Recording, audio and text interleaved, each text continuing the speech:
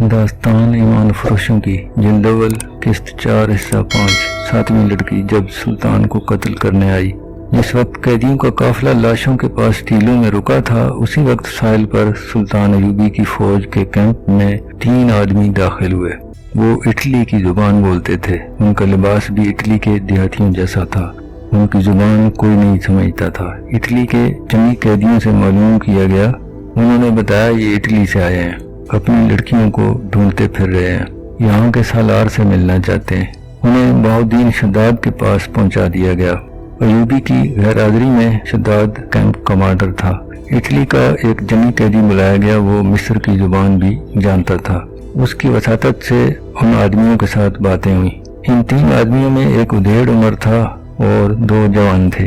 तीनों ने एक ही जैसी बात सुनाई। तीनों की एक एक जवान बहन को सलीबी फौजी उनके घर से उठा लाए थे। उन्हें किसी ने बताया था कि वो लड़कियां मुसलमानों के कैंप में पहुंच गई हैं।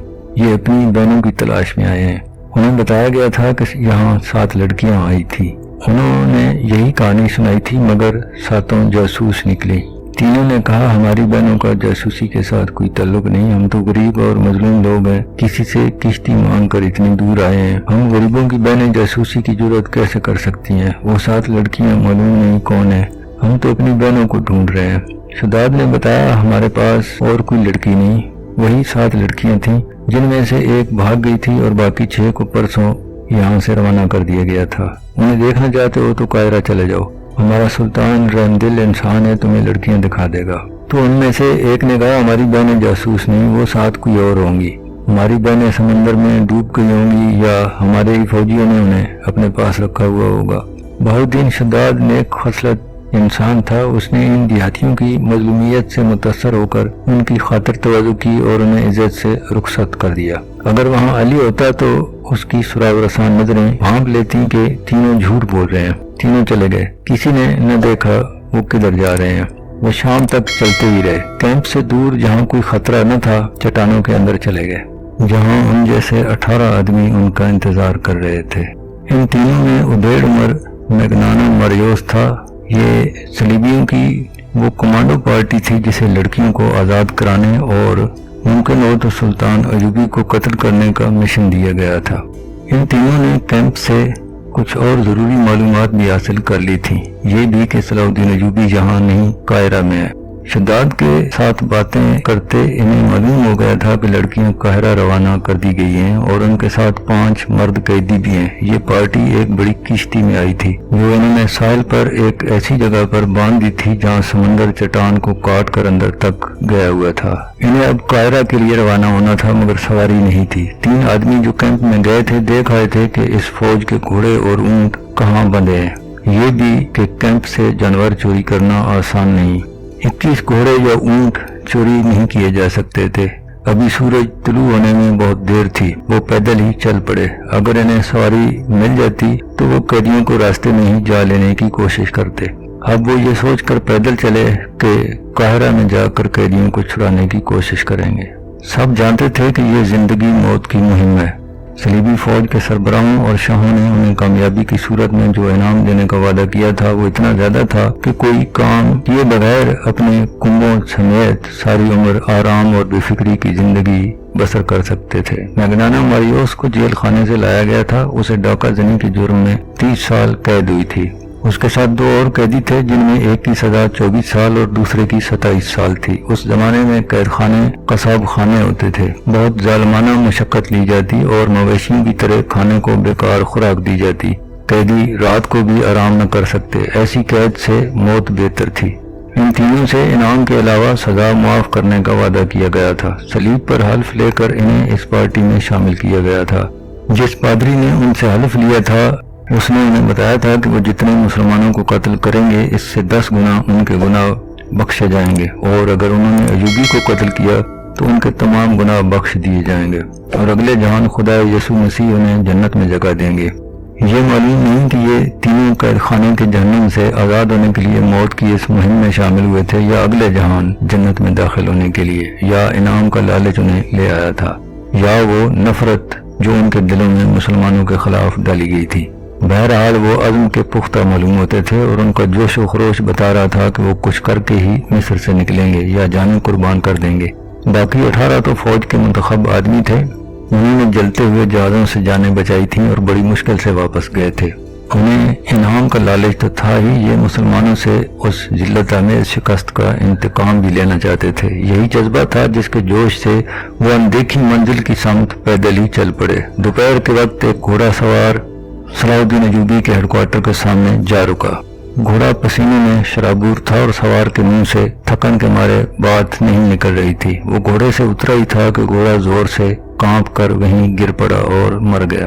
سوار نے اسے آرام دیے بغیر اور پانی پلائے بغیر ساری رات اور آدھا دن مسلسل دوڑایا تھا۔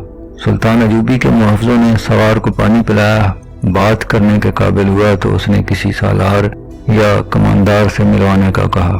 سلطان ایوبی خود ہی باہر آ گیا۔ سوار اسے دیکھ کر اٹھا اور سلام کر کے کہا، سلطان بری خبر لایا ہوں۔ سلطان نے اسے اندر لے جا کر کہا، خبر سناؤ۔ قیدی لڑکیاں بھاگ گئی ہیں، ہمارا پورا دستہ مارا گیا ہے، مرد قیدیوں کو ہم نے جان سے مار دیا، میں اکیلا بچ کر نکلا ہوں، مجھے معلوم نہیں حملہ آور کون تھے، ہم مشعلوں کی روشنی میں اور وہ اندھیرے میں، اندھیرے سے تیر آئے اور میرے تمام ساتھی ختم ہو گئے۔ یہ قیدیوں کے محافظوں کے دستے کا وہ آدمی تھا جو اندھیرے میں غائب ہو گیا تھا اور سوڈانیوں کا گھوڑا کھول کر بھاگ آیا تھا۔ اس نے گھوڑے کو بلا رکے سر پر دوڑایا تھا اور اتنا طویل سفر آدھے سے بھی تھوڑے وقت میں طے کیا تھا۔ سلطان ایوبی نے علی اور فوج کے ایک نائب سالار کو بلایا اور محافظ سے کہا، اب ساری بات سنائے۔ اس نے کیمپ سے روانگی سے بات شروع کی، اپنے کمانڈر کا ایک قیدی لڑکی کے ساتھ دل بہلانا، قیدیوں سے لاپرواہ ہونا اور راستے میں جو کچھ ہوتا رہا آخر تک سب بتا دیا۔ حملہ آور کے بارے اسے نہیں معلوم تھا۔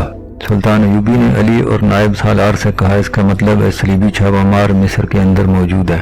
علی نے کہا، ہو سکتا ہے، اور یہ صحرائی ڈاکو بھی ہو سکتے ہیں، اتنی خوبصورت 6 لڑکیاں ڈاکوؤں کے لیے بڑی کشش ہیں۔ سلطان نے کہا، آپ نے اس کی بات غور سے نہیں سنی۔ اس نے کہا، مرد قیدی لاشوں کے ہتھیار اٹھا لائے تھے اور محافظوں کو قتل کرنے لگے تھے۔ محافظوں میں سے 2 نے انہیں تیروں سے ہلاک کر دیا، اس کے بعد ان پر حملہ ہوا۔ اس سے یہی ظاہر ہوتا ہے صلیبی چھاپہ مار ان کے تعاقب میں تھے۔ نائب سالار نے کہا، سلطان محترم، وہ کوئی بھی تھے، فوری کرنے والا کام یہ ہے کہ اس عسکری کو رہنمائی کے لیے ساتھ بھیجا جائے اور کم از کم 20 تیز رفتار گھوڑ سوار تعاقب کے لیے بھیجے جائیں۔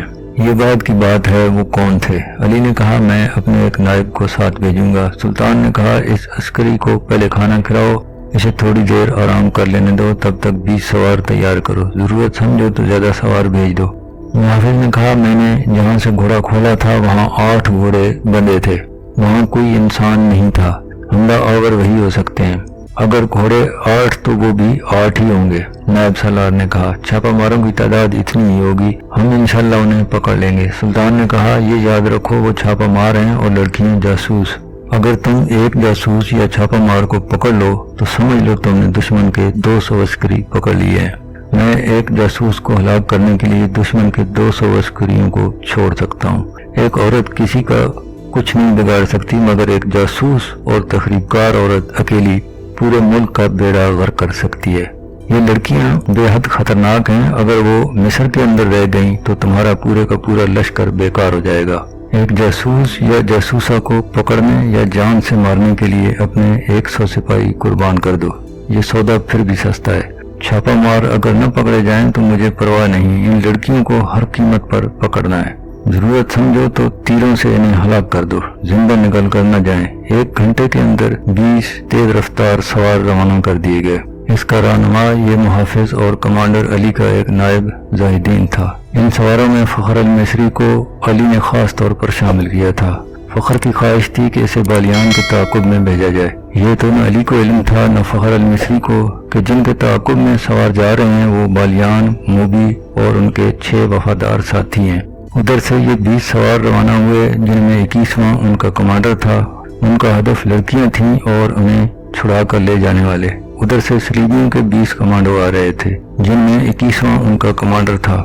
ان کا بھی ہدف یہی لڑکیاں تھیں، مگر ان کی کمزوری یہ تھی کہ وہ پیدل آ رہے تھے۔ دونوں پارٹیوں میں سے کسی کو بھی معلوم نہ تھا کہ جن کے تعاقب میں وہ جا رہے ہیں کہاں ہیں۔ صلیبیوں کی کمانڈو پارٹی اگلے روز سورج غروب ہونے سے کچھ دیر پہلے خاصا فاصلہ طے کر چکی تھی۔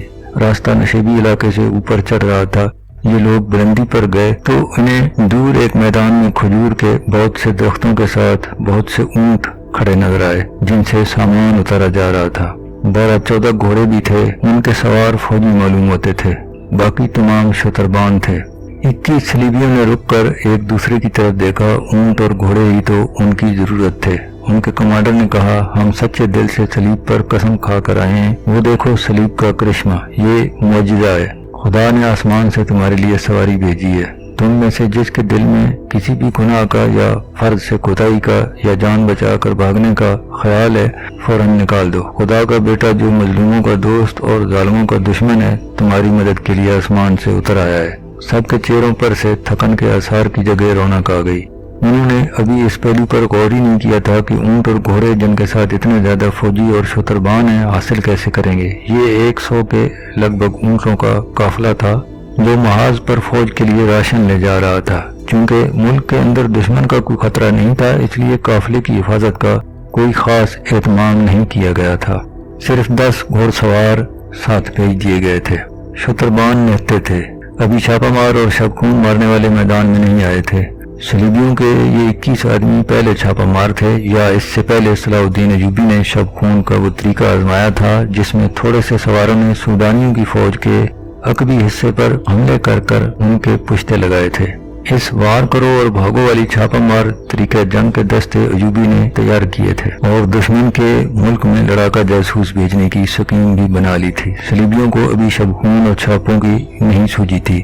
کسی نجی قافلے کو ڈاکو بعض اوقات لوٹ لیا کرتے، سرکاری قافلے ہمیشہ محفوظ رہتے، اسی لیے فوجیوں کے رسد کے قافلے پہلے بھی اسی علاقے سے بے خوف و خطر جا چکے تھے۔ حفاظتی اقدامات کی ضرورت نہیں سمجھی جاتی تھی۔ یہ قافلہ بھی خطروں سے بے پرواہ محاذ کو جاتے ہوئے رات کے لیے یہاں پڑاؤ کر رہا تھا، اس سے بے خبر کہ تھوڑی ہی دور قافلے کے لیے بہت بڑا خطرہ آ رہا تھا۔